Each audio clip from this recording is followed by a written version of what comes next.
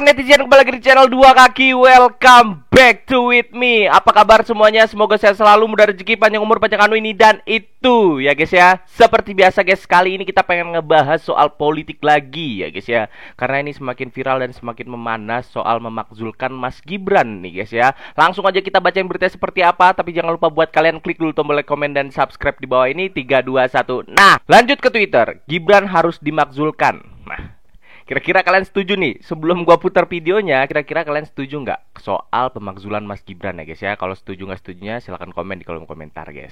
Kami berdiri bersama Purnawirawan TNI menginginkan Gibran si anak haram konstitusi itu dimakzulkan. Nah ini dia guys ya. Ini kita lihat cuplikan di mana waktu debat ada juga Bung Rocky Gerung nih guys ya. Gibran harus dimakzulkan. Kita lihat dulu cuplikannya nih guys ya. Dengan anak SMA kelas 2, kelas 1. Dia tanya ke saya, Pak, saya punya masa depan nggak kalau 2029 Gibran yang jadi presiden?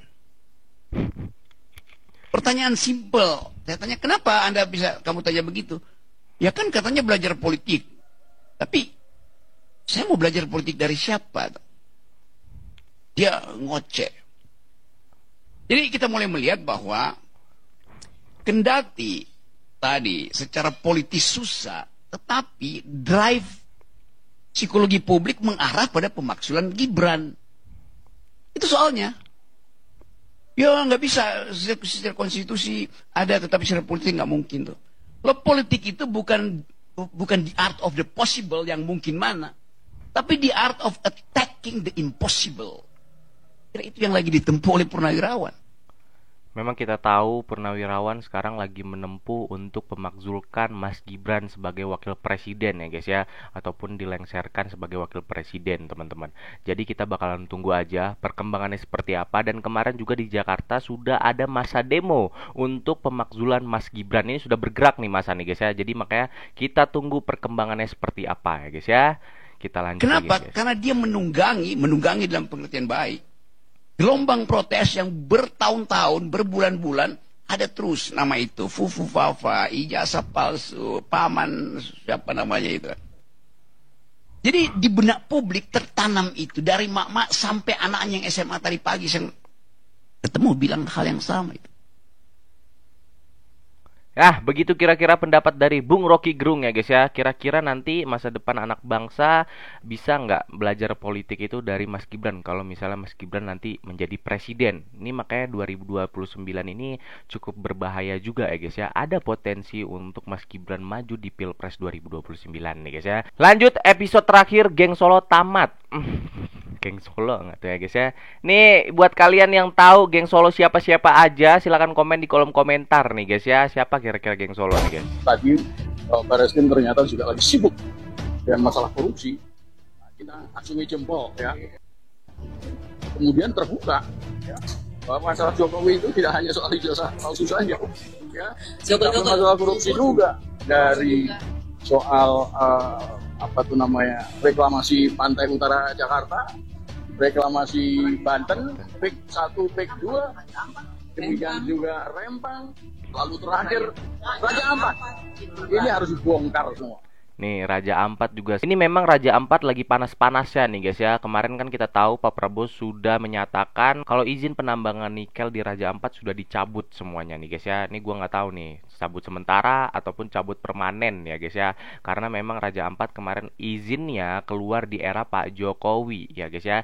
Dan sekarang lagi viral juga nih. Nanti kita bahas ya mungkin di video selanjutnya soal 4 pulau di Aceh yang akan dijadikan bagian Sumatera Utara nih guys ya. Kita lanjut lagi guys. Diam, teriakan mantan polisi Junto penasehat Kapolri. Nah ini dia guys ya. Diajak debat tapi disuruh diam nih. Kita dengerin dulu ya, nih, dengarkan ini. Anda itu diceritain dengan logika yang fallacy itu, yang setelah dikatakan gitu masih ngelak.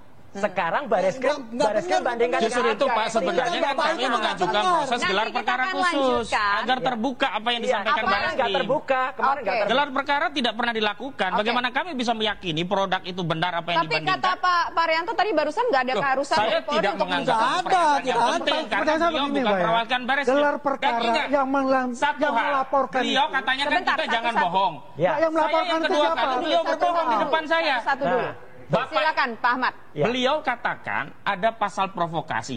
Saya sudah katakan di sebuah media, Pak Arianto jangan ulangi itu. Itu bohong. Tidak ada pasal provokasi di Polda Metro Jaya. Ini tadi barusan saya dengar lagi, ulang lagi pasal provokasi. Yang namanya pasal 310 KUHP, 311 KUHP, 27A Undang-Undang ITE, 3235. Nggak ada pasal provokasi. Anda dengerin dulu ya. Dua, semakin manas memang kalau kita lihat nih guys ya. Ini adalah Pak Grok katanya guys ya. Gua nggak tahu nih, entah memang namanya Pak Grok atau siapa. Dia itu adalah penasehat Polri katanya guys. Ini ada komennya juga nih. Penasehat Polri begitu arogan dengan membentak keluarin makian, diam. Nah, kita lanjut lagi. Pelapornya itu tidak pernah mengadukan ada provokasi. Pelapornya saudara Jokowi. Wah, diam ya guys ya. Waduh. Ada diam. Oke, diam, tenang dulu di sini. Kita harus memberikan. Apa saya nggak bisa? Sebentar, tenang dulu. Kita harus memberikan contoh yang baik kepada panas nih. Ini cukup berani juga nih guys ya, pihak sebelah ya guys ya. Saudara kan jutaan mata melihat kita seperti itu dalam diskusi. Sebentar, sabar Bang. Sabar Bang. Kami akan kembali sesaat lagi. Ada pasal provokasi.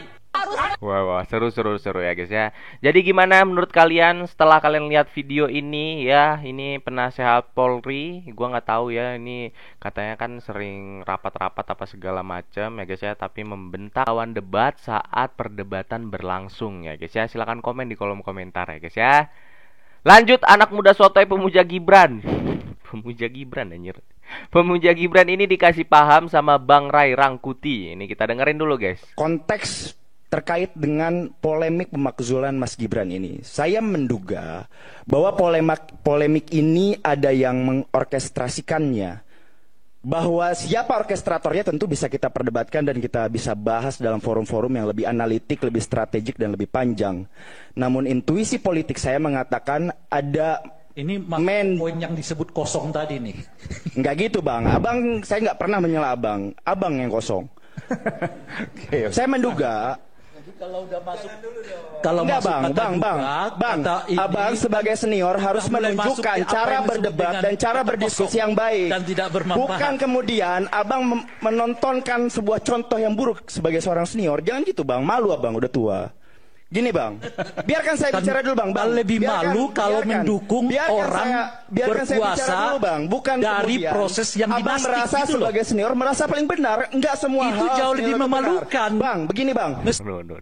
Perdebatan yang sangat sulit ya guys ya. Ini nggak ada poinnya nih sebenarnya. Kita dengerin dulu tapi Bang, justru menolak praktek-praktek dinasti politik terjadi di Republik ini.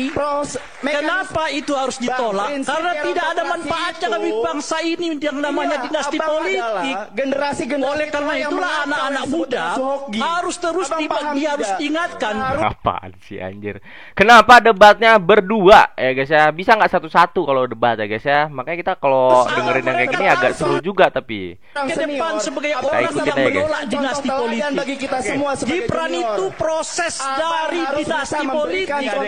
Sebagai anak muda, saya berharap Anda menolak pertama kali untuk menyatakan, hai Gibran, Anda melanggar etik bernegara. Oleh karena itu saya menolak Anda sebagai wakil presiden. Gitu mesti. Abang senior, saya hormati Abang, tapi jangan menunjukkan. Saya tidak perlu Anda menghormati atau tidak. Tapi jauh lebih penting kalau Anda hormati soal etik demokrasi harus bisa menunjukkan Bang. Baik.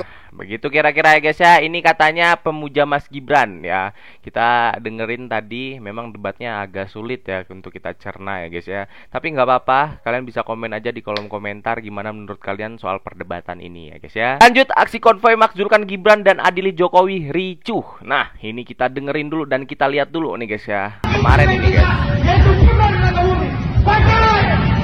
Ini masa aksi demo sudah berjalan.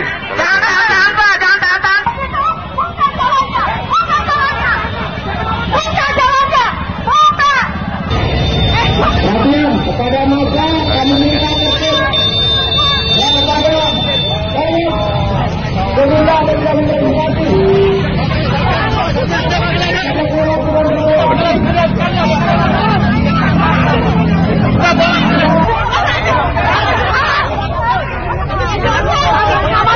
Ini ada yang diculik nggak ya?